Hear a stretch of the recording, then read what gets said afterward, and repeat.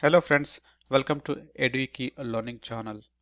Please do subscribe to get more updates on the DevOps concepts. This video is part of the full course AWS DevOps Practitioner training.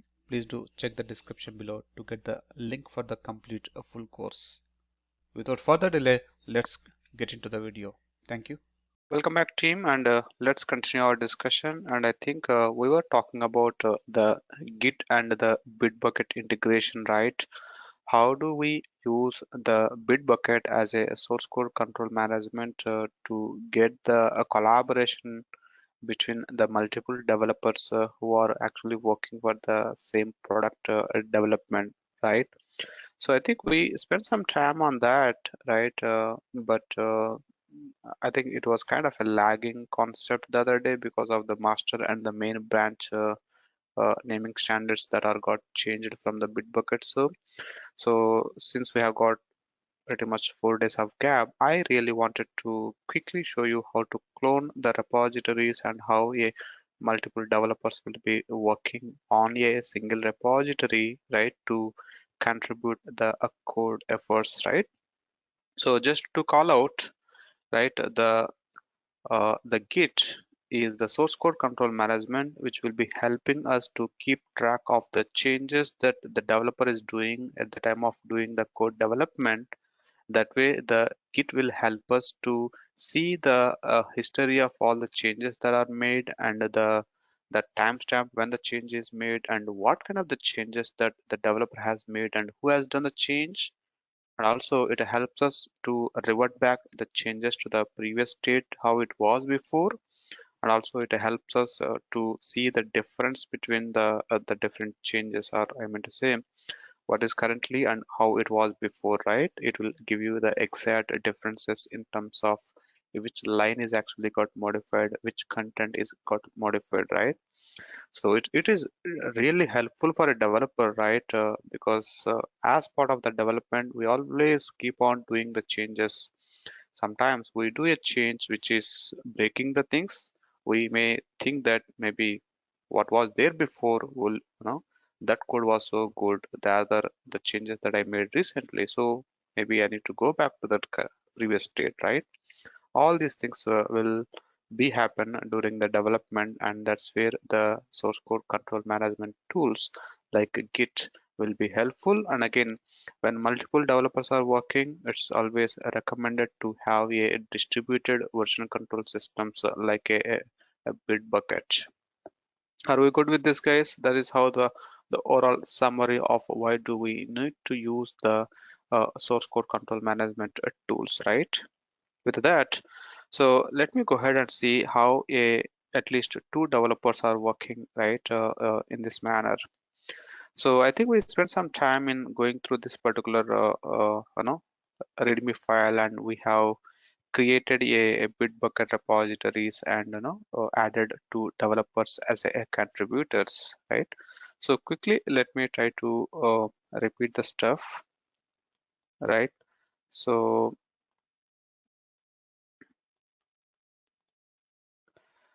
in one, I have two browsers, guys. In one browser, I just logged into the bitbucket.org website. So think of like this is the first developer, and every developer who is contributing their code, right, to the project must be having an account in the bitbucket.org website, right? Even as of today, you people are actually creating a Bitbucket account with your own personal email ID, right? In the same way, if you get into a new project, you will be having your own organization specific business email ID, right?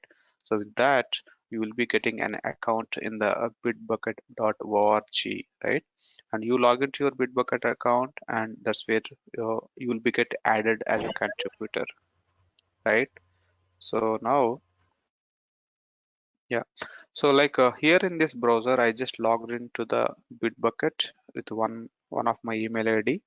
So now whichever the Bitbucket user is creating a repository to store the code, that user will become the owner for a repository and will have a complete access on that repository to control the repository related settings and other things, or to whom I can give the access, right? All these things can be easily controlled by the repository owner, who we can also call it as a repository administrator, right?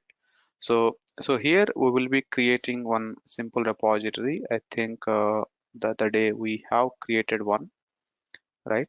So this is the one, right? So when we create a repository, right, the user who created this repository will become the owner and can see the repository settings as well here in order to manage the stuff, right? So just to show you one more time here, the repository permissions, and this is where we need to add a contributors, in the sense who who are the other Bitbucket users would need access to this repository. We can add that users here, and the users will be showing up here, right? And can control what is the level of permissions that the other Bitbucket users can get the access to this repository by specifying the permission levels here, read, write, and the admin, so on, so on, right? So that when this particular user logged into his own Bitbucket account, can see the same repository, same code there as well, right? You see that I just go to one other different browser here. In this browser, I logged in as a different Bitbucket user, and I can see that the same repository is listed here as well. That's how one repo, one code is now being accessible by a multiple Bitbucket users. That's how one user can see the code that is contributed by other users, right? That's whole the purpose of having this distributed repository system concepts. Good. So now let's say already some sort of code is available in my repository along with a README file. The README file is just a documentation file, guys. The README file will be having some information, a generic information about what this repository is all about, what kind of the code that it has, how to use this code, how to run the code, maybe this code is for which project purpose. You got me right? So all those information will be kept in the README files. That way, any newcomer coming into this repository, right, can read this README file and can easily understand that what this project is all about and how to use, or any general instructions that the developer wanted to share, can put all of them in the README file. It is possible to create a repository without a README file, because that is just a simple file, right? But just a recommendation or a best practice to keep this file so that the people can come and read this information to understand what this project is all about, right?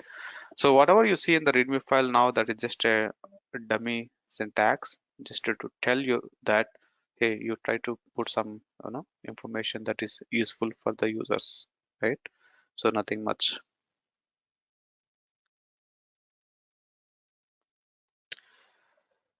So far so good, right? Now let me see how we can push the data. And as you know, right, any code that you are keeping in the repositories will be there in a branching concept. By default, the Bitbucket is giving a branch name called main. It was master before, now I can see it as a main, right? So you can think of like the branching is just like a logical folder structure in order to keep the different set of the code in the same repository. In the sense, the repository name is same. In the repository, it has a branching concept to store the data. We'll see why the branching concept is needed here to store the data, but for now, understand like the branches are like a logical folder structure to keep the data, right? And either it is a local bitbook, sorry, local Git repository or a remote Git repository, right? The overall the SCM concept will be the same, right? So the Bitbucket is just a distributed environment, in the sense the Bitbucket is a SaaS product which is available over the internet, so that the multiple developers can access the Bitbucket over the internet and can share the code, right? But the local Git repository, I mean to say the Bitbucket also a Git repository only, correct? Which is having the beautiful graphical user interface, the web UI for you, so it's very easy to manage the things. But the local Git repository, right, which you will be creating in a individual's user system, right? So that also has the same properties, guys. Okay, that means if your Bitbucket has a branching concept, yes, your local also has its own branching concept. The only difference is the local is available to use specific to the individual developers system only. The Bitbucket is no, accessible to the people over the internet who is added as a contributors, right? That's how it works. So far so good, guys. I'm just trying to put the more kind of the summary kind, so we'll get that knowledge, right? Because running the commands is not so fun, right? It's very easy to execute them anyway. All right.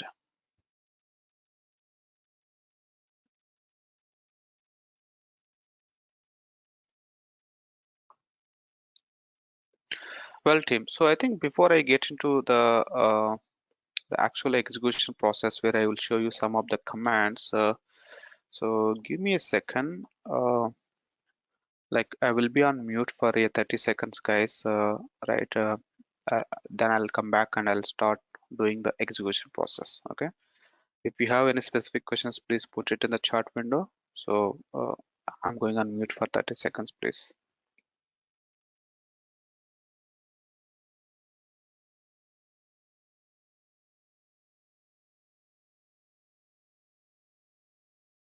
All right. Looks no questions.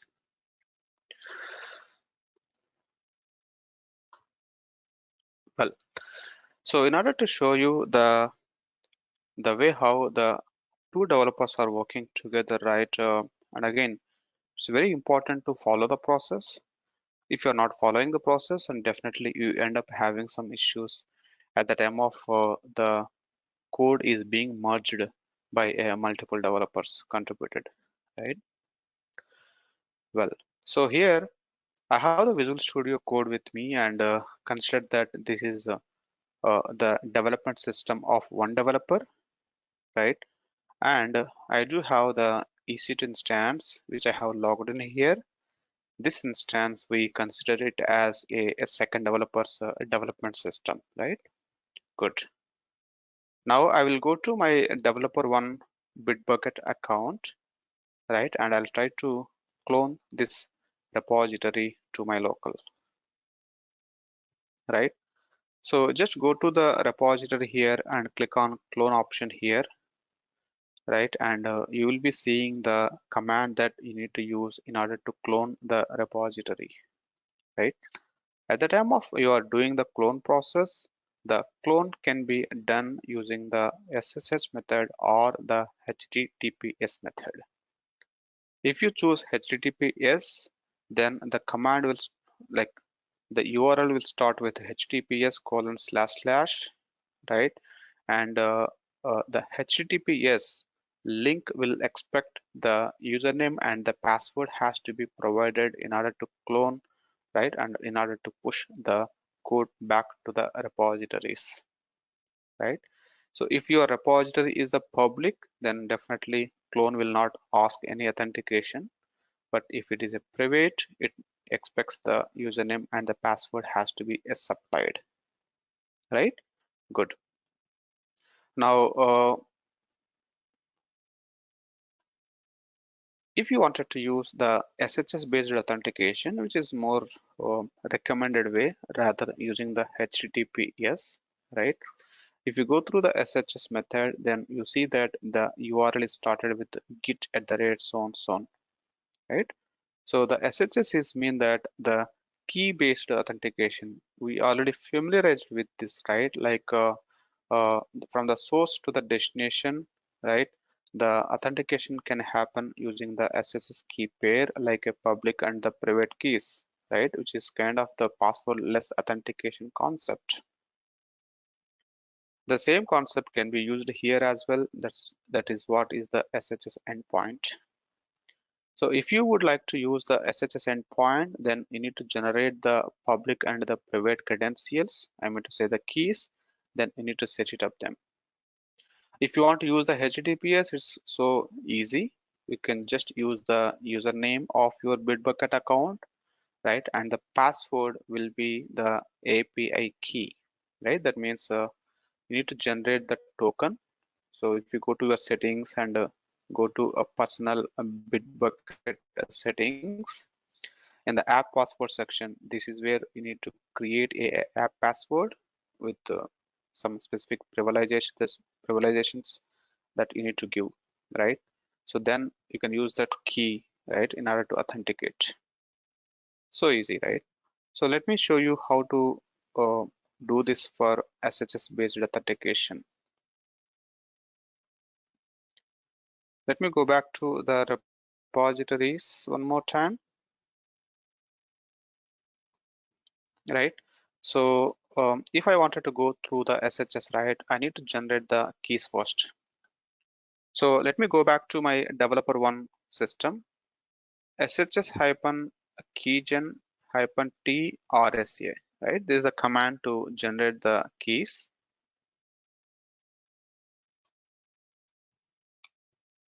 right? So this command is generating the public and the private keys in the home directories in the .shs folder, right? So I can see that the files id underscore RSA is the private key and .pub is the public key. All what we need to do is copy the public key. This is the public key, right? Let me copy this public key. I'll go back to my Bitbucket account. In the Bitbucket account, I need to keep the keyword there. So I'll go to my Bitbucket repository settings, right? So here I can see something called SHS keys, right? Now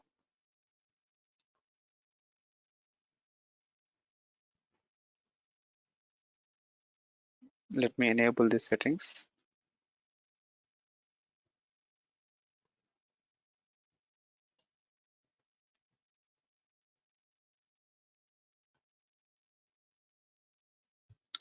The problem is, right, the process that I'm following today maybe keep changing, guys, right? So sometimes the tabs will be changing, the steps will be changing, but the overall concept will be the same. So let me go back to SHS keys one more time here, and this is where you see that no, use my own keys, and you need to set up the keys over there here. But I think I wanted to show you the easiest process. Let me do something like this. So I'll go to my account settings here. Let me see the personal Bitbucket settings. Yeah. So here also you can see the SSS keys. Basically, if you are adding the keys at an account level, that will be applicable for all the repositories in your account. Okay. So let me go to SSS keys over there. Let me delete the existing one. Add SSS keys and specify your public key here and just click on add key. Now the public key is actually added in your account level, right? Good. Now let me try to do the clone process.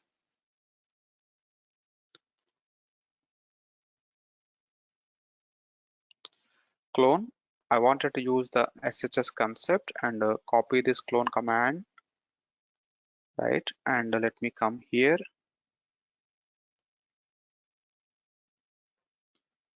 So I just wanted to be in the right folder. In general, if I take the terminal one more time, it automatically give me the required present working directory, right?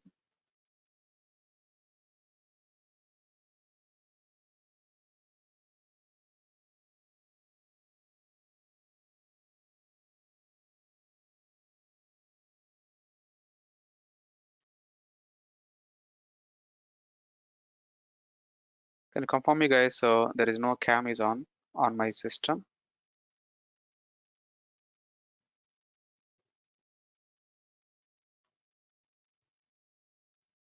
Thank you.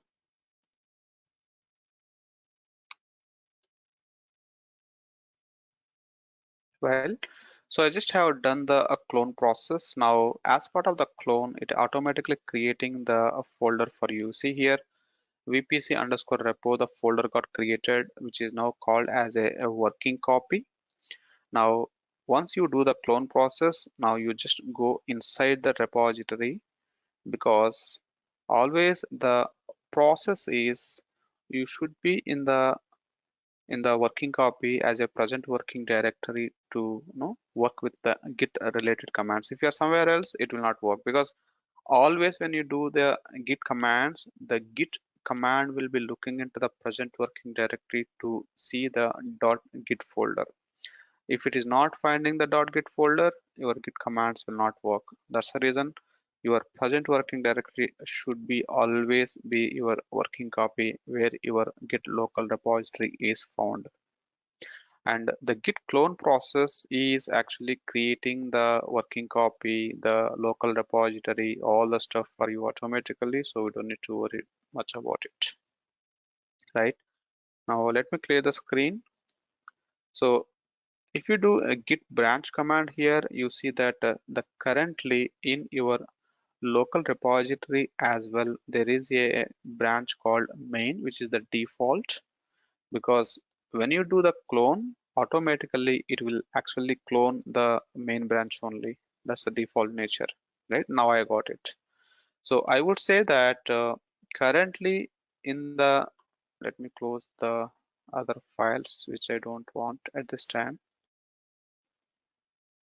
Right, so if I go to VPC under repo working copy folder, and I can see some of the files here. So all the content that you see in this folder, right, is in the main branch. That's how you need to understand it. Now, as a developer, I just have done the clone process. Now I need to contribute my efforts, right? In the sense, I need to go and change the code, right? Basically, I need to add, add a file, delete a file, whatever it is, right? I just need to do some changes to my code, right? So it's not a good practice to change any code on the main branch directly. Maybe a simple use case that you need to understand this. For example, if I give you a file and if I ask you, hey, can you please change the file? So as I said, like there are two options, right? One, you directly go open the file and edit the content. The second option, you copy the file, paste it as a one more duplicated file, you modify in the duplicated file, right? And you once you get the confidence that yes, you made the proper change, then what was the additions that you have made, you replicate or you merge the changes it into the main copy. That's the second approach. Getting me? So the second approach is more meaningful, more recommended, because you are not disturbing the main copy, right? So you are always working, right? Always you're doing the development on your second copy only, right? So that's recommended. That means you do not do any changes to the code when you are in the main branch directly. Let's say now if I wanted to do some changes to my code, rather me doing the changes to the main, I always try to create a new branch out of it. Let's say git branch and specify the branch name, right? The branch name can be anything that you like it. There is no rule that your branch name should be so and so on, right? But always it's recommended to use your branch name as a feature, in the sense from the developer perspective, the feature is the terminology that means the developer is adding a code to add one more new feature in your website, right? That's where that the term comes from, right? Anything that you are changing, maybe you are adding a new feature, right? So the people will use a feature. So we'll call it like we are creating a feature branch from the main branch. Main is your current branch where the code is located, right? So I'm creating a feature branch out of it. Git branch and specify the branch name. That is the command to create a branch. Now we can see that the git branch command showing total two branches. One is the main, which is the current branch, which is showing the star. Future is the another branch which is just got created. When you are creating a new branch, right, automatically the content that is there in the main branch will be get copied it into the new feature branch as well. That takes care of, right, by the git for you. Okay. Now, if you wanted to do some changes to this, now you need to do it on the feature branch only, right? So again, my entire code is in the VPC underscore repo folder, right? The folder is the OS level terminology and your folder will never be get changed. You see the pwd command. Currently, I am in the VPC underscore repo folder, which is at a OS level, but the branches are the logical folders at a Git level. You can be keep on changing from one branch to another branch, but your OS level folder will be the same always, guys, right? So the same OS level folder, which is now called as a working copy or maybe your local repository, will have a multiple logical folders that the Git is maintaining. Just to avoid the confusion, I'm just repeating it again. Now, if I wanted to do some changes, as I said, right, I need to do it on the feature branch. All what you need to do is git checkout is the command to run to switch the branches. Now, I wanted to work on the feature branch, right? Now you run a git checkout a feature. Now, if you verify the branch, you see that currently you are in the feature branch. Your PWD is same. Always you are in your working copy only. You are in your repository folder itself. Now my terminology is whatever the number of files that you see in this VPC repository, all these files are coming from the feature branch. Now, if you are doing any changes to this code, right, the changes are actually committed, saved it into a feature branch only. Right? So let me do a small changes there, right? So probably I'll just try to add a one more block, right? So let's say AWS underscore subnet. My intention is not to write a Terraform code, guys. I'm just doing some changes just to work with the Git concept. I just have added some lines of code here. Now I wanted to commit these changes. What is my goal, guys? Right? My goal is whatever the changes that I'm doing here, right, in my local development system, these changes should be get published it into my Bitbucket repository, correct? At the end of the day, all the changes that I'm doing in my local system should be reflected in my Bitbucket repository. That way, other developer can get to see the changes, and that's where the collaboration is happening, correct? So as part of that, the step number one, I created a feature branch and have edited my code. Git status command is always comparing your working copy on that specific feature branch with the Git local repository, and as and when it sees that there is a changes and it is suggesting that hey, the file is got modified on the feature branch and this file is not up to date with the local repository. So that is where now you need to add the changes to the staging first by running git add. Now if you do git status, you see that the file is modified, file is currently added to the staging. I am currently working on the feature branch. Now we need to commit. Git commit, then specify the commit message. Let's say a subnet resource is added, right? So this is okay. It is just uh, asking you that hey, tell me who you are, right? You just need to give the developers information here. Let's see if the commit is already done. Not yet.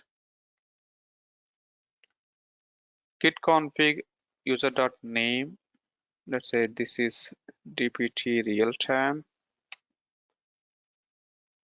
Git config user.email.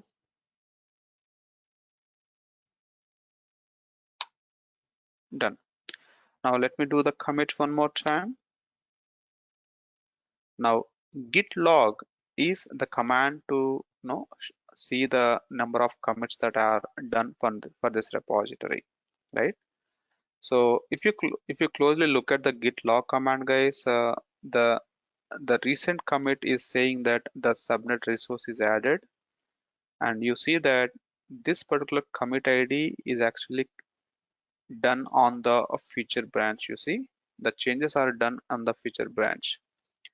Before this commit, all the previous commits were actually come from your main branch, right? And coming from the origin. What is origin, guys? Wherever it says that the origin, that means that is the Bitbucket repository, your remote repository. We already talked about this terminology as well, that by default your remote repository URL will be get added with the name called origin. Wherever you are referencing origin, that is your Bitbucket, right? So good. Git branch. Now you see that currently I am in the future branch, right? And the changes are actually saved or committed. Now, if you look into your vpc.tf file, guys, here you see that total 7 number of lines are there, right? Now, just to show you how the branching concept works, what I do is git checkout master, sorry, main. I'm going back to my main branch again just to show you the way how the branching concept work. If you check out to the main, right, you see currently I'm in the main branch. If you see the star, currently I'm in the main branch. My local OS level repository folder is still be the same, but if you see the content of this folder, guys, you can see only the 3 lines of code, right? Only the VPC. What happened to the subnet resource, guys? I have added the subnet resource chunk of code in the same vpc.tf only, right? But those changes are now not showing here. Those are disappeared. Why? The changes that I have made for this file are actually done in the feature branch, not on the main branch. Now you see, currently I'm in the main branch. The changes you did not do the main branch, and your main branch is still showing the old content. The moment when you check out to the future, let's say I'm going back to my future branch, right? The moment when you check out to the feature, and now you see that automatically it is populating the data that it's supposed to be on the feature branch. Are we good with this? That means your single folder is keep changing the content based on in which branch that you are in, right? That's how the branching is working as like a logical folder structure to keep the different set of code changes, right? So that I'm not disturbing my main branch, and I'm just doing my back and forth development on my feature branch itself, right? So tell me, guys, at the end of the day, whatever the changes that you are doing on the feature branch, those changes I'm expecting it to be available on my main branch, correct? What is my goal?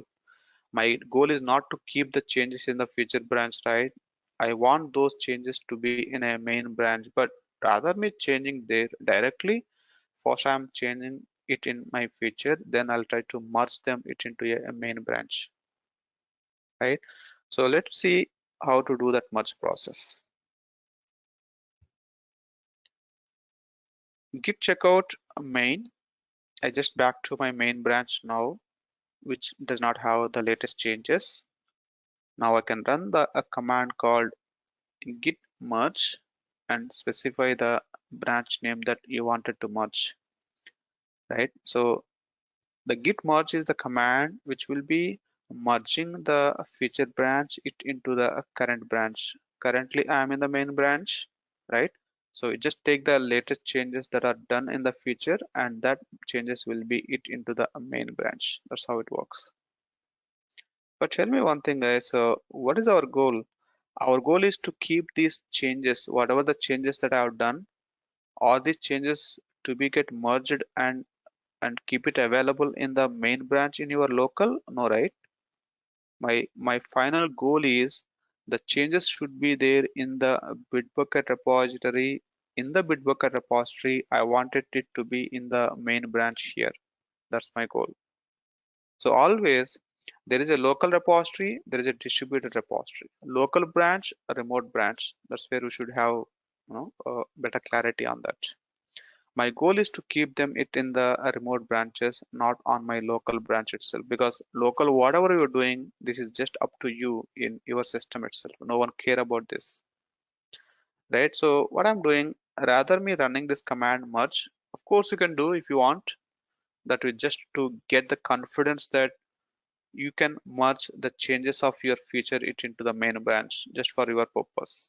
But from the project purpose, let's say from your manager perspective, no one care about how you are doing these things in your local system, right? Your changes should come to my Bitbucket repository to the main branch.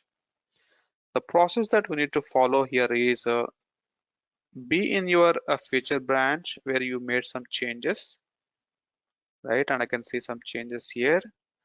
Now you run the command called git push origin to the feature branch, right? What I'm doing in my local, I made some changes to the feature branch, and this feature branch I'm pushing to the origin to the remote repository, right? So this feature branch is not there in the remote, right? If I go back to my Bitbucket repository, currently it has only a main branch, and of course it created a feature branch just now. Okay, that means if the branch name is not already exist, it creates a branch for you automatically in your remote repositories, right? So now you see that feature branch in the Bitbucket. Now if you go to main branch, you see the old content, right? If you select the feature branch here, now you get to see the latest changes. In the vpc.tf, you see that now 7 minutes ago there is a new commit done, commit message. If you go to the file, you get to see the latest changes that are added by the developer. And you see currently I am in the feature branch here. But that's not my goal, right? My goal is the changes should be there in the main branch, not on the feature branch, correct? So once your changes are in the feature branch in your remote repository, then as a developer, you need to create a pull request. Pull request is the concept of raising a request for getting a approval, right? Because the overall process is I don't want any buggy code. I don't want any code that is not in a working state, right? In my main branch. Whatever that comes to my main branch should be a working copy. I meant to say should be in a healthy code. How do we ensure that? I don't want anyone just coming and putting some code into my main branch, right? That is where now we need to raise a pull request here. The pull request is the concept of raising it for the approval process to merge the code from one branch to another branch, right? When I'm creating a pull request, I'll mention that, hey, the code from the feature branch, which is the source branch, now should be get merged with the destination, which is called as a main branch. So the code come from feature will be get merged with the main branch for you. You give your details here. Now in the reviewer section, you see that add reviewers. This is where you need to add the reviewers who can approve your changes. Getting me? If you are a developer, you are doing all of these, right? Probably you add your manager, maybe a team lead or whoever has the authority to review your changes, right? You add them here as a reviewers. In general, right? Your whoever has the authority to review your code will have a Bitbucket account, right?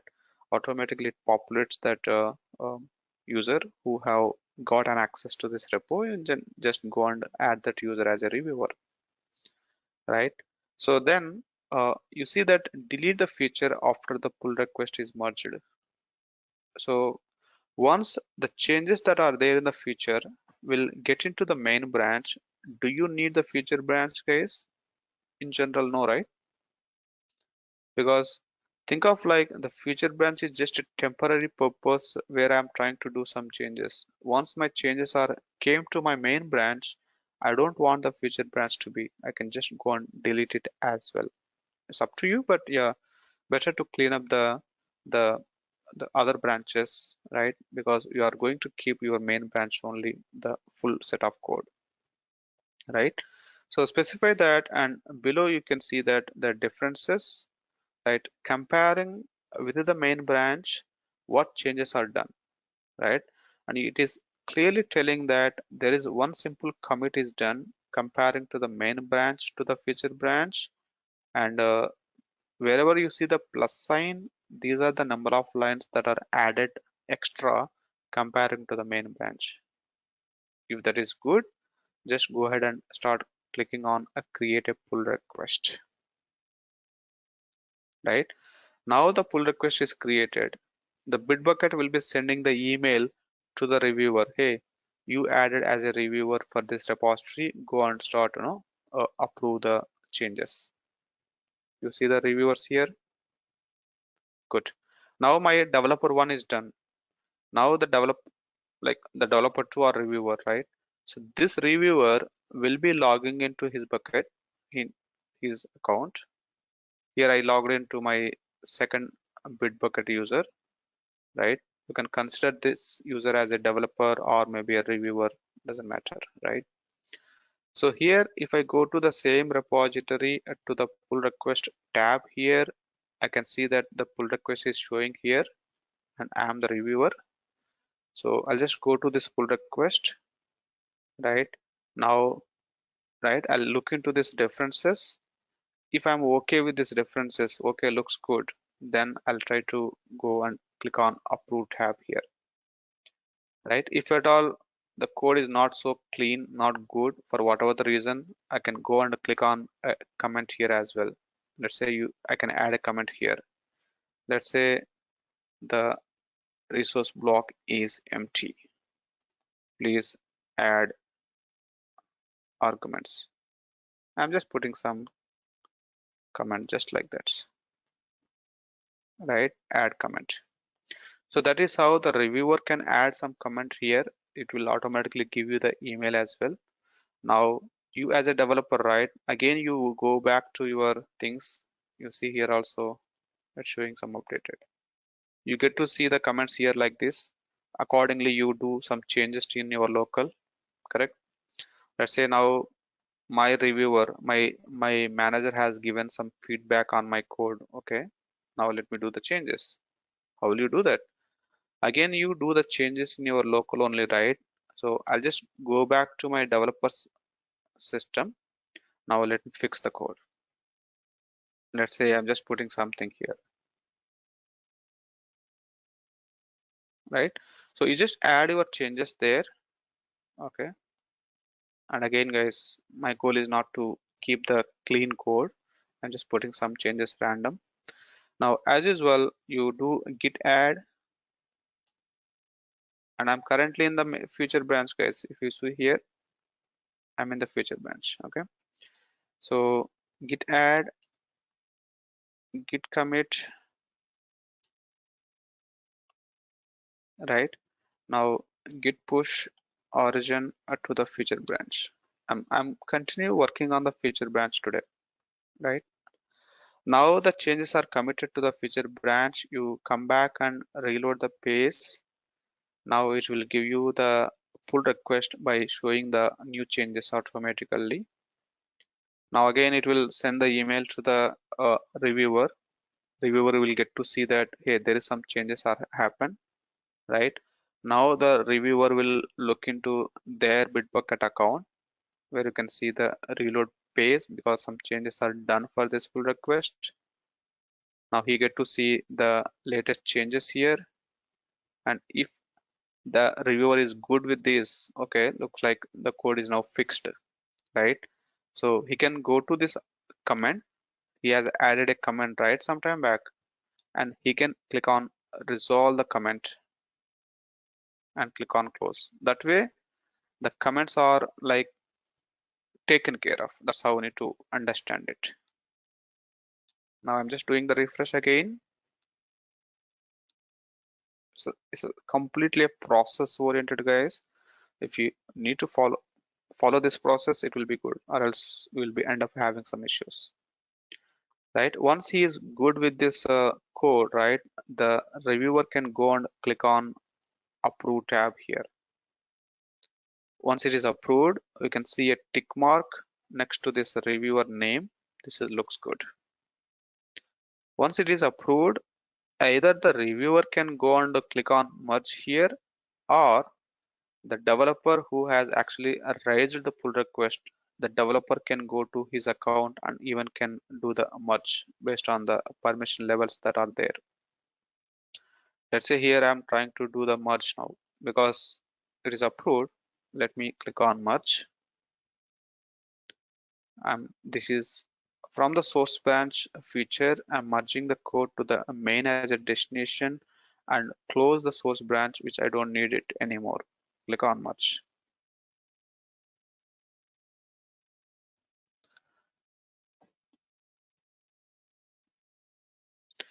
The pull request is now got merged. If I go to the pull request tab one more time and I see that there are no pull requests that are outstanding.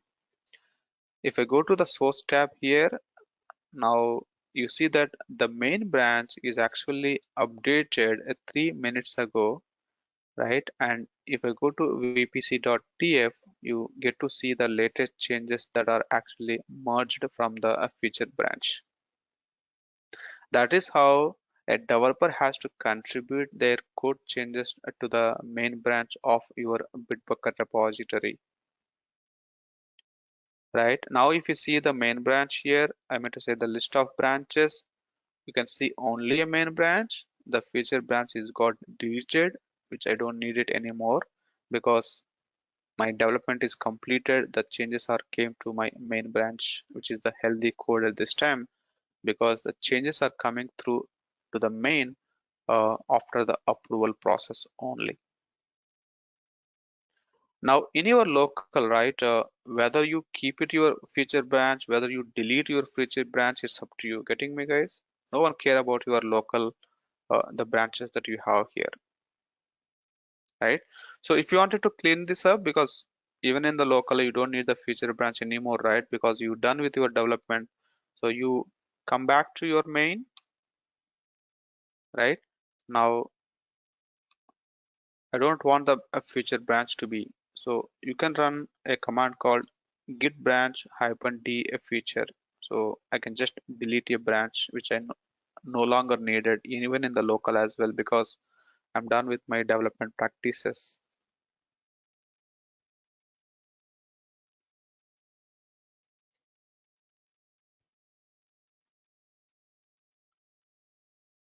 Now, let's say currently in the main branch I have some set of code. Okay. Now the requirement is, hey, can you do more changes? Maybe the requirement is I need to keep on improvising my code, right? So maybe the requirement is I need to do little more changes in my vpc.tf to add arguments or more other changes, right? I need to add one more line of argument here. How a developer can do this now, right? If you're working on this project at very first time, probably again same process, right? You do a git clone, correct? Let's say you are working on very first time, you go to clone option, you clone it, and you do the changes. Sorry, you create a branch, you do the change, you push it. Whatever I followed so far, it will be the same. But in this case, the developer here, the developer is already cloned the repository here, correct? Now, do I need to run a git clone one more time? Not needed, right? The clone is at the very first time. If you don't have that remote repository in your local, then you need to do the git clone command. If you have the repository already with you, you are on the same repository, then you can just run a command called git pull origin main. The git pull command is all about downloading or getting the latest copy of your remote branch to your local. Why I'm doing this git pull command, guys? Because let's say now I wanted to continue working on this development. Can I start doing the changes on this main branch in my local? It should not be. Why? Because currently the main branch in your local is not containing the latest copy. You see, this is out there. This is like old code, right? I'm not seeing any further lines of the code which was added some time back, right, to your subnetting or whatever other things. So you should not do any changes on this main copy because you don't have the latest. And right. So first you need to download the latest copy from the remote, get the up-to-date one, then you start doing your changes on top of that. That is always a good practice, right? So in the main branch, you run git pull command that will try to get the latest changes that were not there in your local from the remote. You see that this pull operation is actually getting the latest changes, and you see automatically it is populated with the latest changes in your local as well. That's how the pull command is doing it for you, right? Once you got the latest changes in your local to the main branch, and you follow the same process, right? Git branch, I'm just creating a feature branch out of it. Git checkout, right? And go to your feature branch. Now start adding your changes here. As an example, let me do something like this.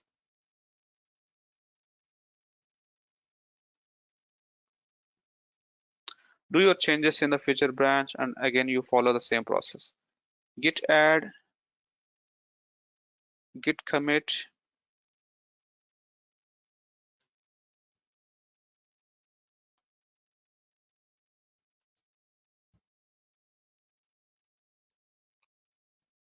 right? And git push. Git push origin to the feature branch.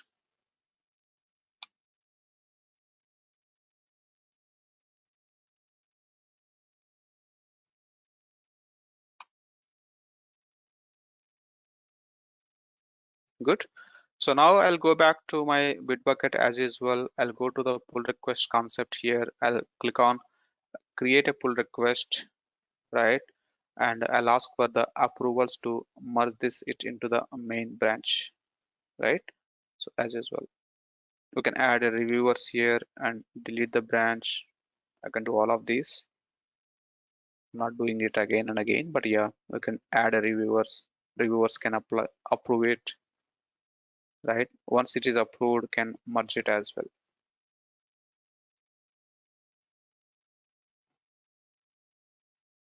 So again, the changes will come to the main branch. The feature branch will be get deleted. That's how the branching strategy will help us to make the things in smoother.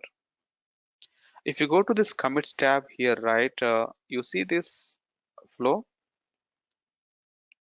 How many number of changes that are happening, and you see some commits are in the feature branch, some commits are in the main branch. Agree with me, guys? As of now, some are in the feature branch, some are in the main branch. That's how it is. We are working on the two different branches altogether, right? So here, whatever the steady line that you see, that is your main branch. The steady line that you see, that is a main branch. Wherever you see this kind of the, the merging bump, that is the feature branch. This is the feature branch, guys. This will help us to understand how many a number of times that the merge is happen. You see, each time when there is a merge, it is showing that the development is actually happened through a different branch. In that branch, multiple commits are there.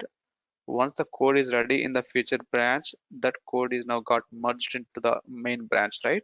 So that's how this this visualization will help us to understand exactly, right, how many times we have done the merge, right, and other things, just for getting some understanding about it. Good. Now let me come back. So sometimes the people will think of like the main branch should have always a working copy. How do we know that the code is in a working state? Sometimes pull request is fine, but do you think a reviewer can decide or can 100% confident that the code will be in a working state? No, right? He will look at certain criteria like maybe a syntaxes, maybe a features or whatever. But there is no 100% guarantee that the code will work. What is the case tomorrow if I take the code from this main branch and run a Terraform apply command, apply may fail, correct? So is mean that is this a really a cleaner code that I'm keeping it in the main branch? May not be always, right? So hence the reason we need to put a little more extra controls here to make sure that the code is actually in a working state in my main branch. For that, maybe, right, working with one or two branches will not be sufficient to to ensure this whole best practices are in place, right? So sometimes it's up to you, right? Let's say even you don't need to follow this whole branching concept. You get the code from the main branch, you change it in the main branch, you put it back to the main branch, possible, right? But that's not a best practice. So every company will have their own branching style, how they wanted to follow the process to ensure that the development is smooth and they are getting the right code in a working state, a clean code in the main branch. There's no standard rule that everyone will follow the same. No. Some company may follow the feature branch, may not be following the feature branch based on their criteria, right? But the best practice is, right, the user should not upload to the main branch directly, right? So the administrator of the repository can go to the repository settings and even can restrict the branches here in the sense, right, I can add a branch restriction and can say that who has a right access to the branch. Let's say I don't want the users are pushing the code to the main branch directly, right? So I can restrict it here. All right, so let's say only a specific user can have access to push the code to the main branch directly. All other developers should always pushing the code to the feature branch, then raise a pull request, get the approval, then only the code will come to main branch. If you try to push it directly to the main, it will get failed. Like that, I can put some more no, extra controls here just to ensure that the users are not putting the code directly into the main branch, bypassing the pull request, all these things. I can put all these changes here. That's okay.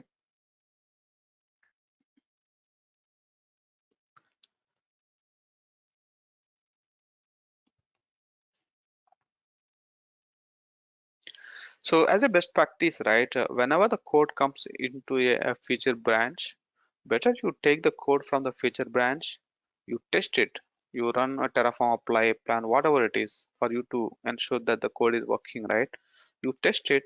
Once it is validated, working, right, then only you merge that it into your main branch.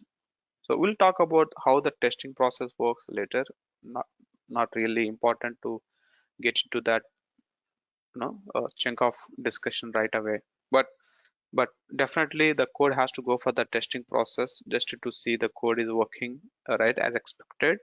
Once this is validated, that then only the code will be get merged it into a main branches, whichever the branch that you are keeping it as a source of truth. Are we good with this?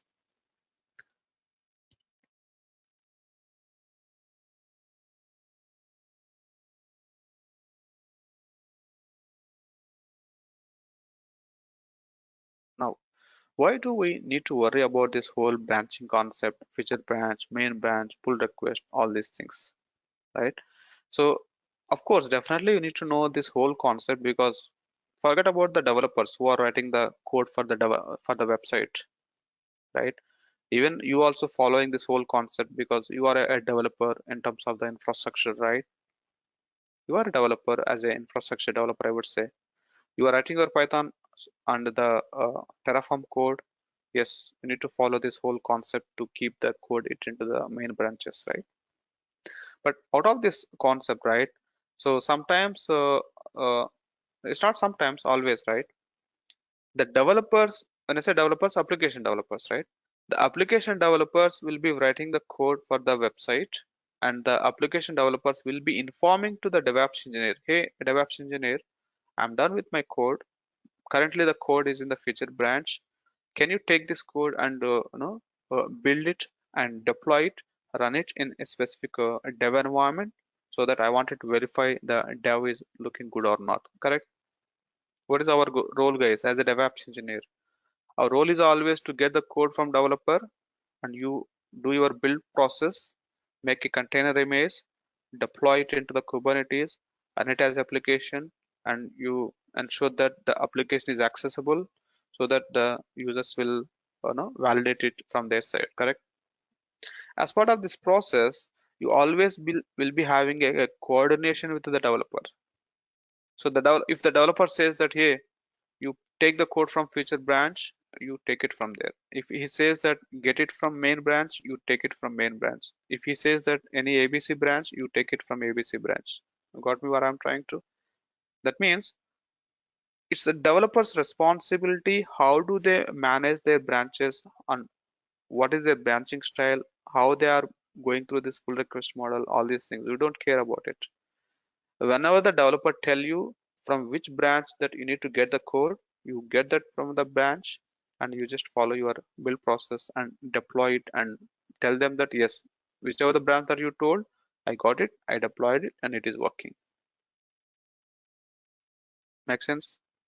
The developers will follow their own developing practices, what needs to be followed among the developers that they have, the developers team, and finally the code come into the branches.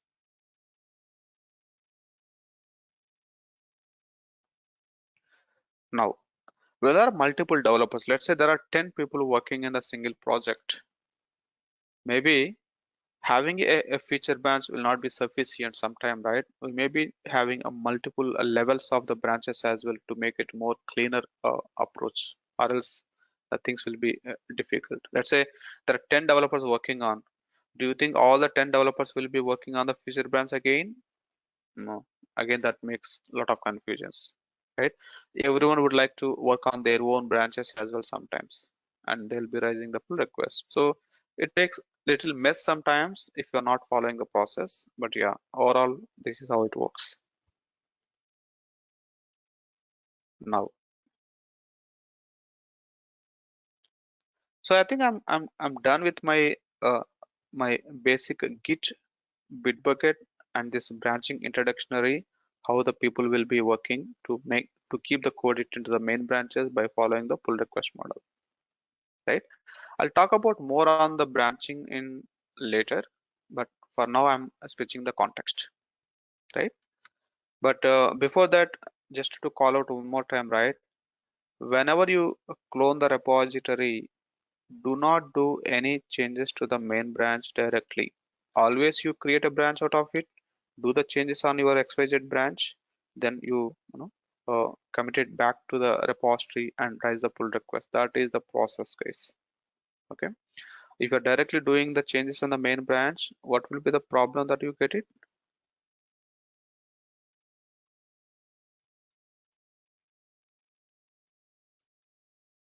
Let's say here currently I'm in the main branch, right? In the main branch, if I start doing the changes directly, let's say I'm just doing the changes now. I'm doing it in the main branch, guys. Okay,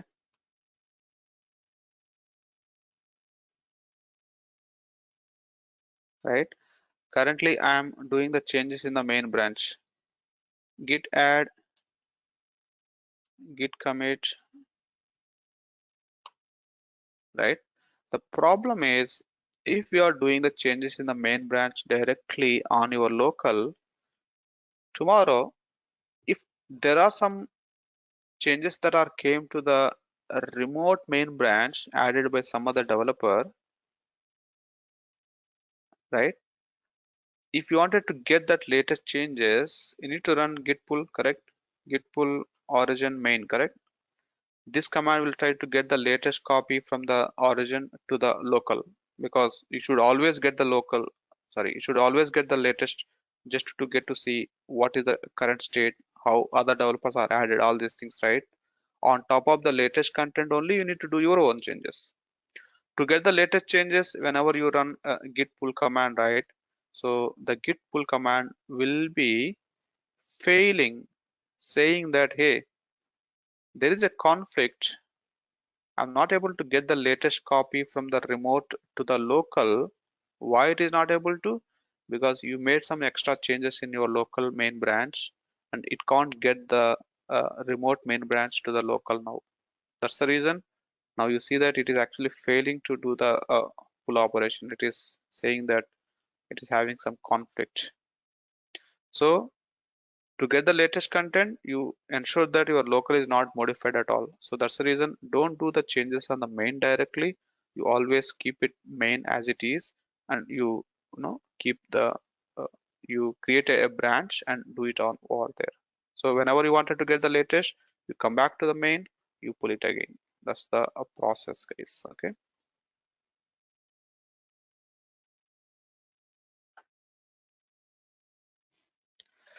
Well, I think that is good enough. Just try to do some little practicing on this. We'll touch base on these concepts one more time, guys. Okay.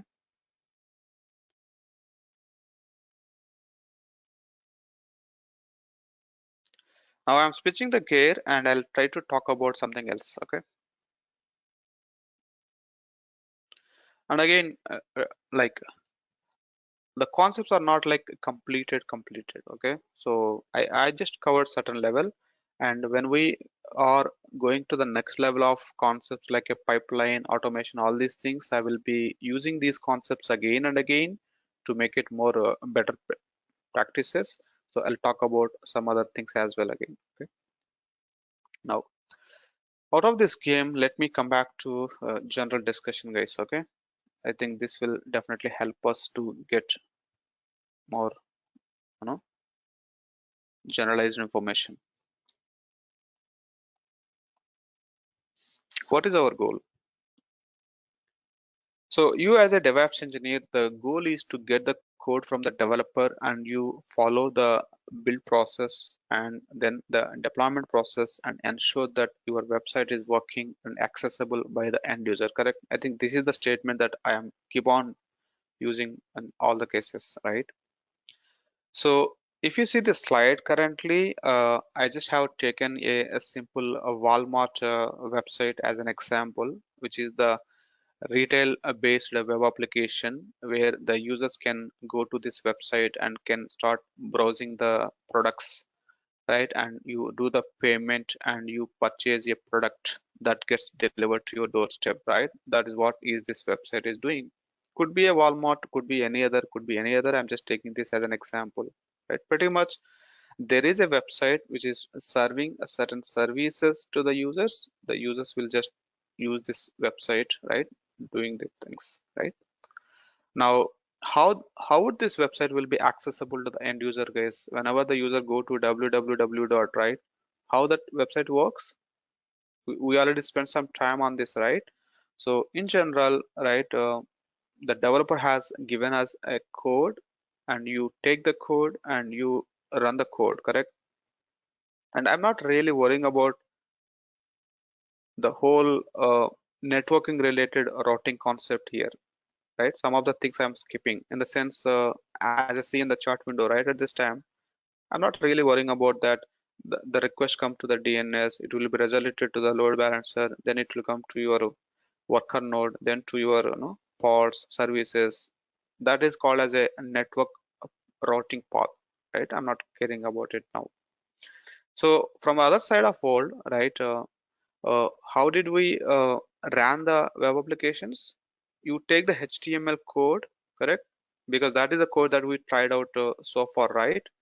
You take the HTML code, and to run the HTML code, you need to have the Apache web server application, sorry, Apache web server, right? In that Apache web server, you put your HTML code it in the document root folder where it's supposed to be, and then you start the web server, and the web server is now be responsible to listen on port number 80, and whoever is requesting for the website on port number 80, the web server will be giving the response based on the code that you have kept it in the document root folder, correct? Here I'm not really worrying about my web server. My Apache is running on direct EC2 server, or running in the Kubernetes, or running in the on premises. I'm not really worrying about the computing environment, guys. I'm skipping that as well. Don't think that this is Kubernetes or any other. In general, right? No matter where it is running, right? You take the code, you ensure that the web server is installed running, and it is just listening on port number 80. The end user traffic, whenever someone is hitting www dot, right, the request will come to my web server. The web server will be responding back to them. Are we good with this, right? Or don't worry about the load balancer and all other different things. That's just a networking path. So the reason why I'm covering this concept, right, the HTML code that I have used so far to run my website, right, this is not a capable enough to build all these type of the bigger applications like a Walmart or any other. HTML is a simple programming language which is capable to give you a static websites only. When I say static, just like the DevOps realtime.com, you guys are using that website to get assignments, right? So that is called as a static. That means you just browse my website and there will be some pages, you just get to see those pages, right? That is a static. To develop those type of the websites, maybe HTML is good, but not a dynamic website. A dynamic in the sense a user is actually interacting with the website. You register your account, you log into the account, you reset a password, you set your profile pic, right? And you delete a information, you add information, you update it, pretty much you upload the content, download the content, pretty much, right? So that is a kind of uh, the dynamic website. So those dynamic websites cannot be developed using the HTML program alone, not possible, right? So hence the reason, to get these type of dynamic websites are running, we need to use a different programming languages like Spring. So Spring or a Spring Boot, right? The Spring Boot is the one of the programming language. Maybe I would say Spring Boot is the web framework. Maybe that is the right terminology. Spring Boot is the web framework which is built on top of the Java language, right? Java is the programming language which is used to develop the web applications, right? On top of the Java, there are multiple frameworks are there, and Spring Boot is one of the framework. Framework in the sense it just makes some things more easier for you to develop the code on Java, right? Yeah.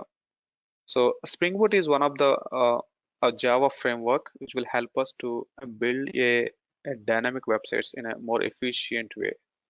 Okay.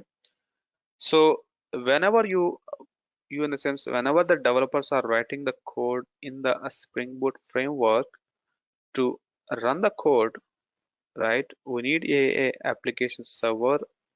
Apache Tomcat is the application server which is capable enough to run the Spring Boot you know a framework code and serve the website. Just it's very easy, like previously when I get the HTML code, I'm keeping the code it in the Apache web server, right? That is taken care of. Now when I get a code in the Spring Boot, to run the code to serve the website, we just need to use another software like a Apache a Tomcat, right? So you just take the Apache Tomcat installed running, and you just take that Spring Boot code, whatever you get it from developer, you give that code it into the Tomcat that will start, serving the website. Tomcat listens on a port number 8080 by default, like how the Apache web server was Apache web server listening on 80 number to serve the website. The Tomcat will default listen on 8080, and whoever is requesting the website on port number 8080, the Tomcat will give the response back. Good. But uh, uh, the websites can be developed using a different programming languages. Here I'm saying Spring Boot is one, and Python also.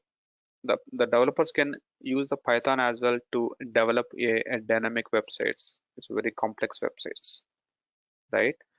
If you are getting the code from the developer using a Python, that code can be run using the application servers like Django, or can be a unicorn, or can be a Flask.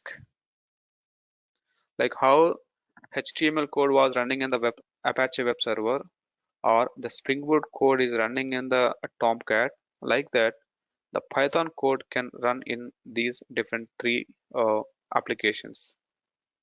Based on the requirement, the people will choose whichever is more familiar, right? But I'm just calling out the different possibilities where the code can execute it or can run, right? So now these will start the application, right? We'll listen on some specific port number, and we'll start, giving the uh, response to the users who is requesting for the website, right? Good. So now whoever is trying to access my website, right? The request will come to any of these applications, right? Like previously the request was coming to Apache web server, right? Now the request may go to Tomcat, may go to Django, may go to Flask, or whoever is running that application, right? That takes care of, listening on the specific port number and give the response back. Are we good with this? Is mean that whenever the programming languages are getting changed, the corresponding application software that we need to use to run that code and serve the web content will be changed. That's the process change now, right? The Spring Boot, you use Tomcat. Python, you use a Django or Flask, whatever the developers recommended. That's how we need to work on, right? Now, if you get a code using a Spring Boot, right, the code cannot be given to the Tomcat directly. Like in the Apache web server concept, right? Whenever I get a HTML code, I directly copy the code it into the document root folder, and I'll bring up my web server, HTTP web server. It was working. But if you get a code in the Spring Boot, you can't give that code directly to the Tomcat. Here, you take this code and no, serve the website. No, the Spring code should be given to the compiler tools like a Maven. Apache Maven is the open source compiler or a build tool which will be taken care of building your source code, in the sense the the Spring Boot code that you given to the Maven, maybe in general I can even call it out as like a Java code, right? So the Java code that is given to the Maven will just compile the Java code, look for the syntax issues, right? And it will do its own build related strategy somehow. Then it generates a Maven artifact. Whatever the Maven artifact that is got created, that artifact file I'm going to give to my Tomcat. We'll see how the Maven works, how to run the commands, all this later, guys. I'm just trying to focus on the the integration perspective, or the different ways how we can run the applications based on the developer's code that we receive in different programming languages, right? So that means whenever you get a code from developer, what kind of the code it is? Is it Spring Boot? Okay, then I need to use the Maven, do the build, get the build output, then give the build output file, which is called as a artifact, and give it to the Tomcat. Then that will run the application. If you get a code from a developer as a Python don't need any build process. You give the Python code directly to uh, your application servers. Whoever is responsible to run, it will run it, right? But the Java would need a build process, so we need to use the build tools like a Maven. There are many build tools are available in the market.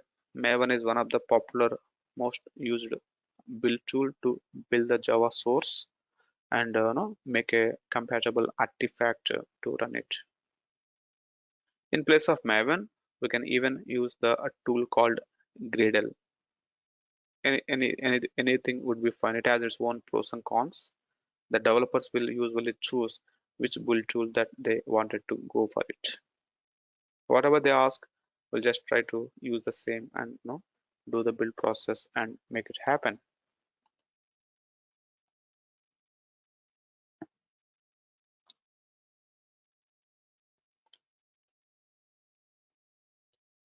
So the Tomcat or the Flask or the Django or whatever I'm calling out here, which will be used to run the application, this is now called as a application server, or in short, we call it as a app server. If you closely look at the differences here, right, some time back, I meant to say the Apache web server, the Apache HTTP web server, that is called as a web server, and now the Tomcat, Django, Flask, whatever I'm calling it here, right, these are like kind of the app servers. The web server, app server has significant difference, right? Maybe I'll talk about the difference little more detail in later, right? But it has its own differences case. The web server, app server, both are not same in the sense both are taking the code and running the code and giving the response only to the web request. But what kind of the role that it is playing, based on that we call it as a web server or we call it as a app server. I'll talk about the difference little more detail later too. As of now, like I'm calling out these as a app servers, right? So by this time you all understood that if the code is in HTML, your processes differ. If it is in Python, the processes differ. If it is in Java Spring Boot, the processes differ, in order to ensure that the code is deployed and run as application, correct? Out of all these, right, the if you get a code in a Spring Boot, I would say the Java, then it has its own little complex process to ensure that the code is running as expected. If you get it in Python or maybe in a HTML, it's so easy. Just take the code and put it into your application server and that will run. But the Java has a build process, right? So that's where we need to put little focus on the Java side, how we are going to do the build and make it running as expected.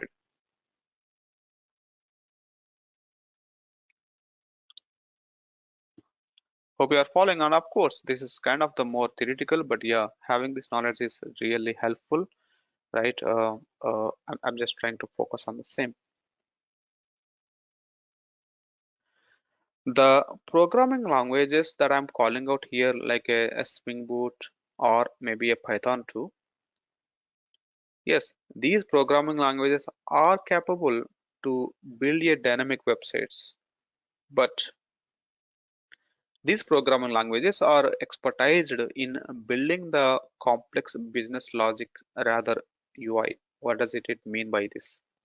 In the sense, if you see this present screen, right, I'm using my Walmart as an example here, right? In this Walmart retail based website, if you see, it has a lot of products, a lot of graphical presentation, lot of color format, right? I would say like CSS style sheets in a sense. I meant to say it has a lot of buttons, right? The animations, the product view, right? And usually, right, if you mouse over to a specific product, it will be like a zooming, and it will give you more better clarity picture as well, right? That means the user experience in a way, correct? In simple word, it's not about whether you can go and purchase a product or not. It's all about the user experience, right? How beautifully the website is looking for you, right? When you are clicking on some tabs, right? How the tabs color, the font, right? And the animation on any other things, right? Which makes the user experience more good, right? That user experience uh, we, we can't achieve in a better way by using these different programming languages that I called out here, like Spring Boot or even the Python. You will get it, but it's not so great in giving you that much better user experience, guys. Hence the reason usually the people will not use these programming languages to build a user experienced websites.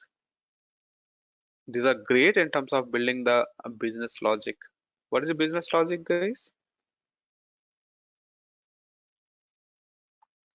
Business logic, right? In the sense, you go to your website, right? And you click on a filter, right? You click on filter and you apply your filter logic.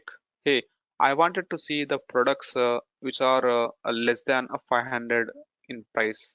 I wanted to know the products. Show me the products which are having a 5 rated. Show me the products which are recently added. Show me the products which are least price, or put it in a sorting order. You got me what I'm trying to? So these are called as a business functionalities, right? So whenever you go to the website and click on, hey, give me a product which is least in price compared to any other, who will do that for you? Who will do this checking? Who will do this comparison? Who will do this ordering, right?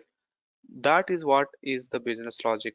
That will be done by your you know the programming languages that I'm calling out here, like Spring Boot or Python. So the Spring Boot and Python are more expertized, right, programming languages to build that kind of the business logic. It's very easy to write a code to execute this business logic and give you the output of whatever is needed for you. But these are not great in terms of giving you the user experience, animated and other things.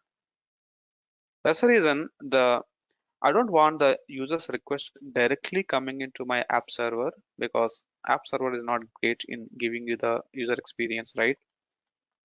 Hence the reason we're going to take the help of the few other web programming languages like React.js or AngularJS, right?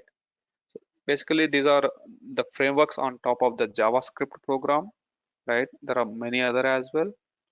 I'm just calling out some most popular uh, web technologies which will be helping us to give the better UI or better user experience. Angular or the React.js are good in terms of giving you a better user experience. Like, I need a very beautiful button, beautiful animated. When I mouse over, my button should be, hovered with a different color, something like that, right? The better user experience we can achieve by using these frameworks. So I'm trying to split this whole website it into two pieces here at least. One, user experience. The second one is executing the business logic. Getting me, guys? The user experience is developed by using the programming languages like Angular or the React.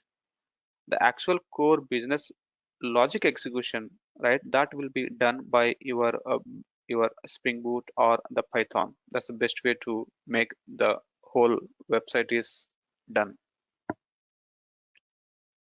Being said that, now whenever the users are actually accessing the website, now what do you think? The request will come to who?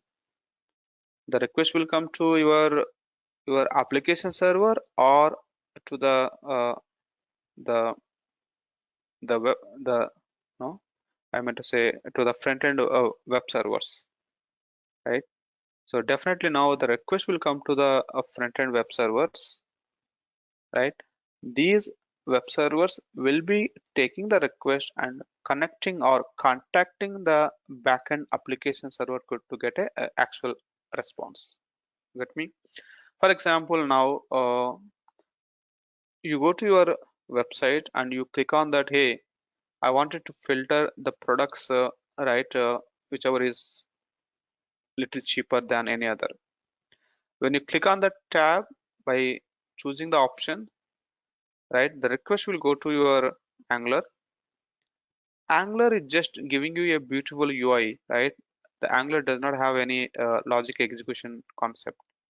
The Angular will now send the traffic or the request to the backend application server. Application server will receive the filter parameters. Application servers will actually do the business logic execution and give the response back to the Angular. Hey, this is the response that you need to show to the user. The Angular will take the response and will be showing to you in a nice formatted way. That is how it works, guys. Hope you are following me, right? So when we are having the app server, right? As I said, app server can be in a Spring Boot, can be a Python, can be a .NET, can be any other. It doesn't matter, right? At overall server, right?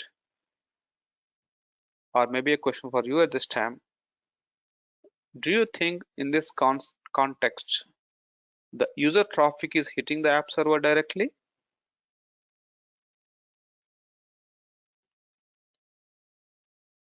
No, right?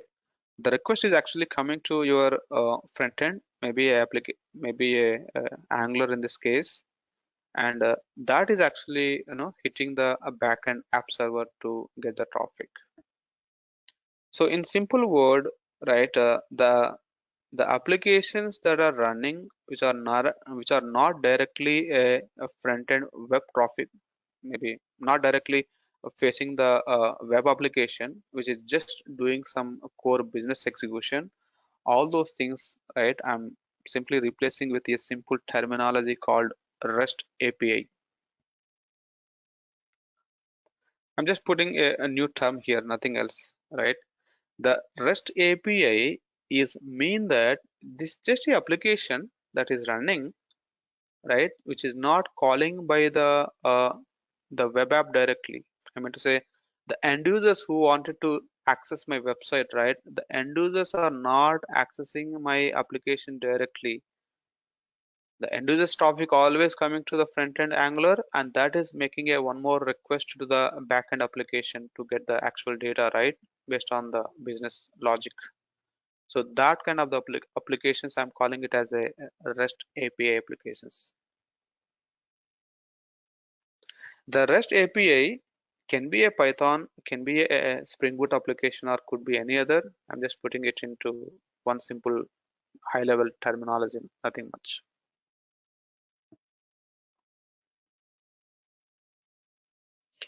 So at this time, I wanted to use one statement that, hey, if I say that, hey, I have one REST API is running in my system, what does it mean, right? Is that is also a kind of, you get the code from developer, you know somehow build the code and you deploy the code and run as application, correct?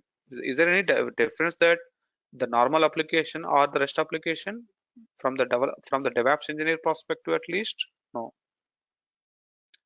For you as a DevOps engineer, it doesn't matter whether it is a REST application or a front-end Angular application or a HTML or a Spring Boot or any other, correct? Your requirement, your goal is to take the code, follow the process in terms of making it into the build process, make a container image, deploy it, run it. What that application do, you don't need to worry, correct? Let it be a front-end application, let it be a back-end application, let it be a RESTful application, let it be something else. For you, it doesn't matter, right?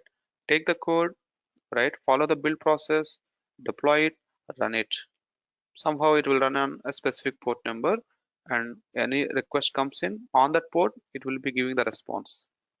Let a developer handle what kind of the application it is, how to handle the traffic, or any other things, right? So the terminology will make more meaningful based on what kind of the job or what kind of the traffic that it is handling, not much.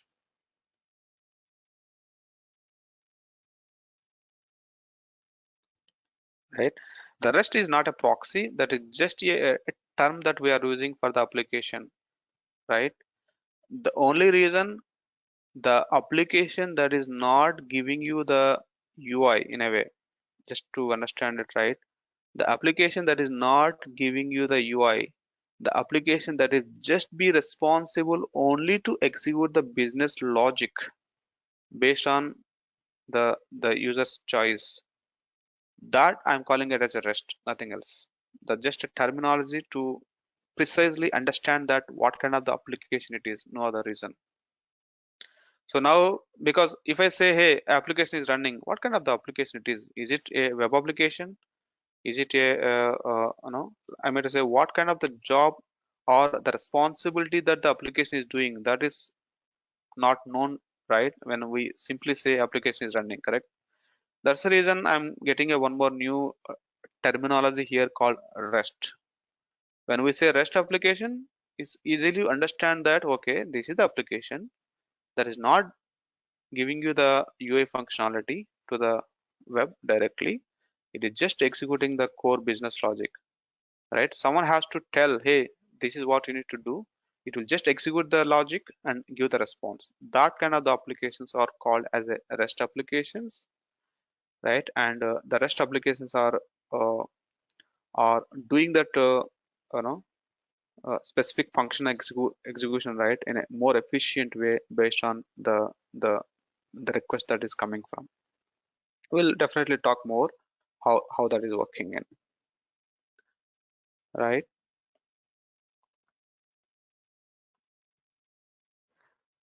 So again, right, if you see this flow, okay, whenever the someone is trying to access the website on www, somehow the request will come to your Angular is sending that request to the RESTful application. Hey, user is looking for to get the products in a ascending order based on the pricing. Maybe show the less price product on the top, and you follow that ascending, right? Whatever. So that parameters will be given to the REST. The RESTful API will do that logic and it will give the response, and the response will be shown to you. That's what we understood so far, right? So when the Angular, right, is calling the REST application, it's better not to call directly. So rather asking my Angular, hey, you go and talk to a REST application to get the actual response. I'm going to put a application gateway in between. So that means when Angular is trying to contact the REST application to get the actual response, Angular is actually now calling the application gateway, telling that, hey, I want to connect with the REST application. I want to access the REST application, and this is the input that I'm giving, and I needed some response, right? The request will go to application gateway. The application gateway will now be taken care of, right, routing the traffic to the backend REST API. The application gateway that I'm using here, right, uh, can also call as a API gateway, just for precise terminology. That means API gateway is a one other component that we are using here, which takes care of routing the API request that is that has to go to the backend RESTful APIs. API is just an application program interface. That is the full form of API. Why I'm using this API gateway terminology? Because at backend I have the REST API. REST API in the sense the RESTful application program interfaces. That's the term that we are using for the application, right? So this is API gateway now.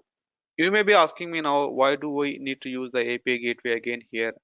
The front-end Angular application can connect to the RESTful application to get a response, right? Yes, it is possible. It's up to you. If you don't want to use API gateway, no problem. It can directly talk to the RESTful API application, get the response. But when we are using a bigger web applications, right, the complex applications, it's better to use the API gateway in between to get some more advantages.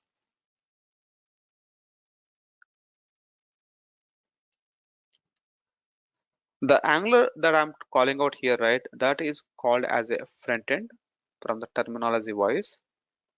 That means the front end is the layer where you are running the applications, which will be taken care of uh, the the web framework in a way, the the UI, right? So all that UI related stuff will be taken care of by the applications running at a front end. And wherever you have the RESTful applications are running, which takes care of actually executing the core business logic, that is called as a backend layer. Sometimes, in interviews, the people will ask you, hey, can you tell me which front end that you are using and which backend that you are using? That means most likely the Angular or the React will be the front end applications, which takes care of beautifying your website or making more user experience better and better. The backend could be a Spring Boot or maybe a Python, which is your RESTful APIs to do the actual core business logic to be get executed.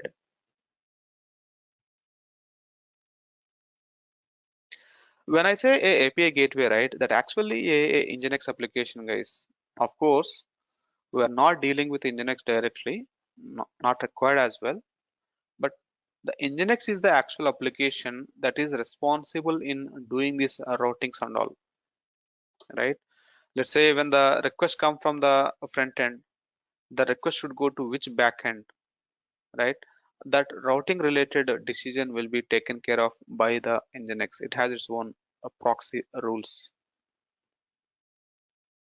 Maybe just to understand it more, API gateway is like a proxy, right? Why? It is actually taking care of taking the request and giving it back to the the target applications. It's a proxy actually, but we are giving more meaningful name as API gateway. So backend, yes, it is a Nginx application only. We are not working with Nginx anymore, right? The people are already made some uh, abstracted layer like API gateway softwares that internally use Nginx, which we don't need to worry. But I'm just calling out here that it is actually a Nginx application that is taking care of this whole stuff.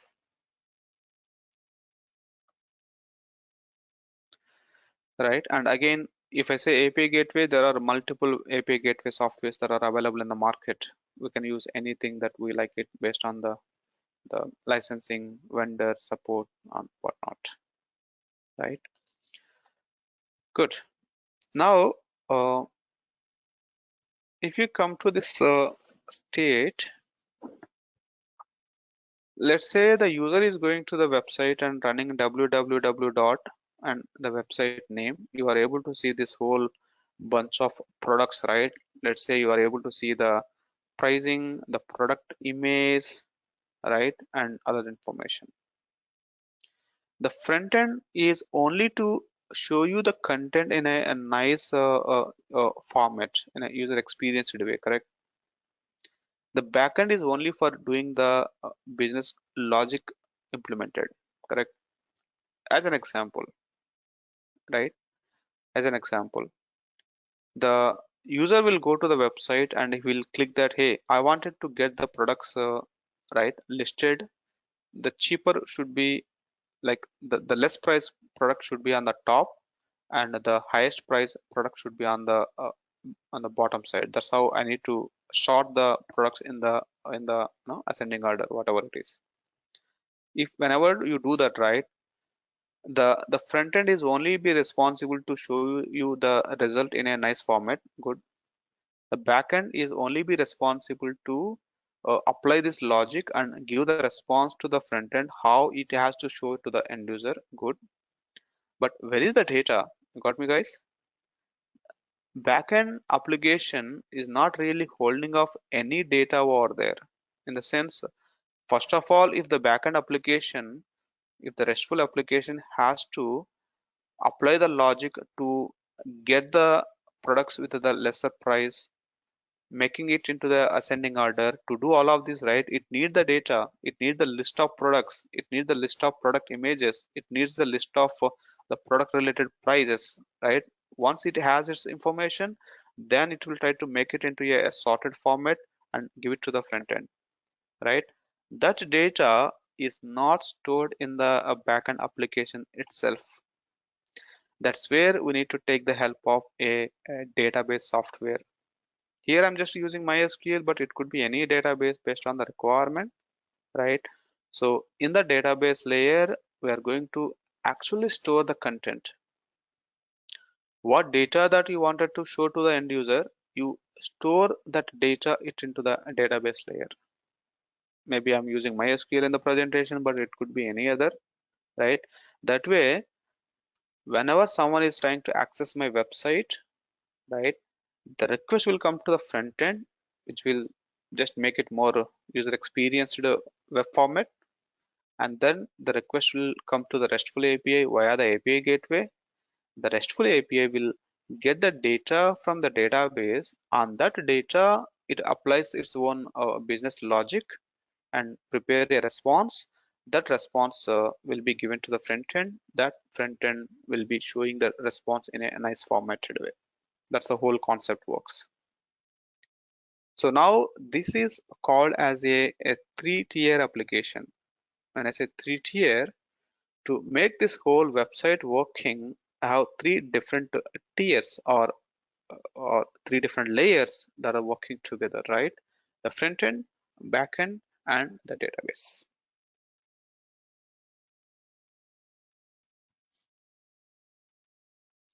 So the time that I spent here, right, to make you guys are understanding how exactly the peoples are implemented or working the things in the real time, right?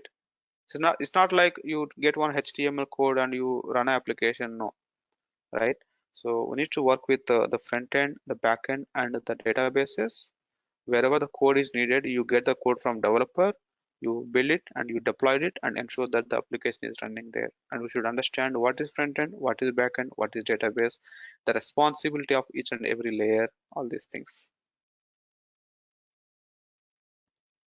Now I'm done with this whole exercise, or I meant to say the whole discussion. Out of this discussion, we need to understand, if you get a Spring Boot application code, how do you build it using Maven? How do you deploy and run it in Tomcat, right? If you get a code in Angular or React, how do you build it? How do you deploy? How the API gateway works? How the request is coming over the API gateway to the RESTful API? How the RESTful API is connecting to database? How to manage the database? How to deploy the database?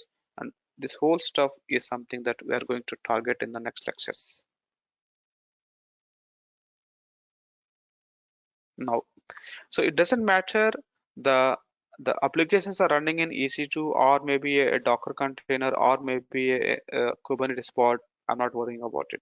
No matter where it is running, no matter what about the where the compute is coming from, your concept is same, correct?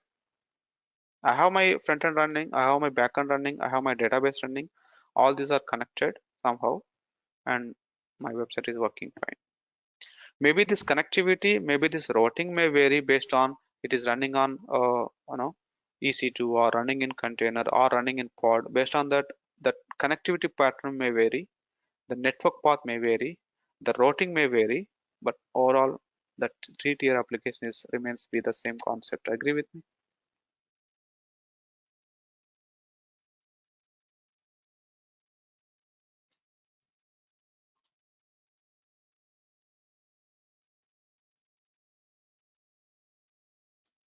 Now, the final thing that I need to call out here, yes, the front end can call the backend directly, possible, we need to understand more, right? Let's say how many people are accessing my backend, in a sense, how many people are accessing my website in a way, right? How many are how many number of calls that are coming into my backend in a technical manner? How many number of calls are getting fail? How many number of calls are getting successful? For minute base, how many total number of calls that are hitting in my backend? I just need to get this kind of information as well, right? These metrics will help us to understand, right, how my website is performing or how my backend is performing, right? How many number of calls are coming in? What is the flow? I'm to say the traffic flow, right? That is needed for analyzing the performance and other metrics. That you can't get it if your front end is directly calling the backend. That's where I'm using the API gateway. So now any request that is coming to my backend, it has to come via the API gateway. So in the API gateway, it give you more details or more, you know, mechanism to collect the metrics case. Then you capture the metrics at API gateway level. Then you store it somewhere. Then you can come back and go back and see how your website is performing in terms of the number of calls, number of success calls, number of failure calls, whatnot. Right? That's only the advantage that you get it if you are using the API gateways in between. The other advantage, like uh, maybe before that, a question for you now. What do you think, guys? Out of this whole story, the front end, back end, and database, which you do think more important for me, front end or back end or the database? I say who is doing the major job here in terms of giving you this kind of the whole beautiful website for you,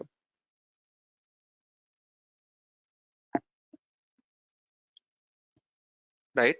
So out of this whole story, right, the backend is very important here because that is the one who actually doing the basic business functionality executed. The front end is just showing the data, whatever is coming from backend, and data is just storing the front end is showing the data, whatever is coming from backend, and the actual data is stored in the database level. But the backend is the main guy who is, you know, doing your whole core business functionality is getting executed, right? So that's the important thing. So the backend should be more secured in a way, correct? I don't want anyone is just coming and accessing my backend application directly, right? It should be more secured.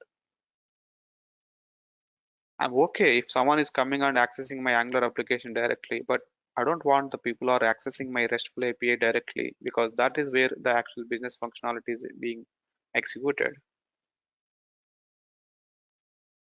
So to make it more even secure, right, I can keep the API gateway in front so that any request that is coming to my RESTful API will definitely come via the API gateway.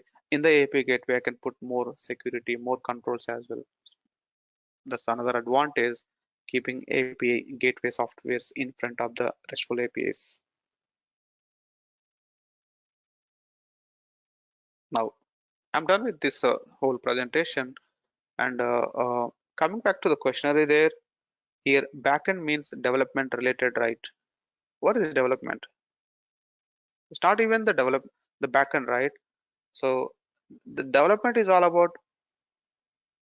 developing the website code, right? It could be a front end as well, I mean to say. It's not only a backend, right? The development includes the front end, the development includes the backend, the development includes the database, the development includes any other things. Basically, you are developing something. It doesn't matter whether you are developing the backend or you are developing the front end or you are developing something related to database or any other, get me? Right? So in the front end developer, that's a different role now, right? The front end developers are using the Angular kind to develop the web pages. The backend developers are using the Spring Boot Java or a Python to develop the RESTful API. The database developers will actually, play around with the database software. So that's how now we get multiple people come into the picture here to make this whole process works. It's not like one single guy coming and developing for front end, back end, database. No, not really. Now we'll have a different teams here. The front end developers team is different, the back end team is different, database team is different, DevOps engineer is different. and all these people working together to make the whole things working in a right fashion. That's how it works. Are we good, guys? So I think the information that I shared today will not be available just like that in one simple page if you get into the Google directly, guys, at least for the beginners who are. I hope this knowledge will help you to understand how this whole stuff works. In the next lecture onwards, we'll try to see the technical, how we can get into the the implementation, how to run the Spring Boot applications. Well, so I think this is the new slide that I prepared just today, guys. So I thought this is the best way to make the things cleaner and understanding what is front end, what is back end here.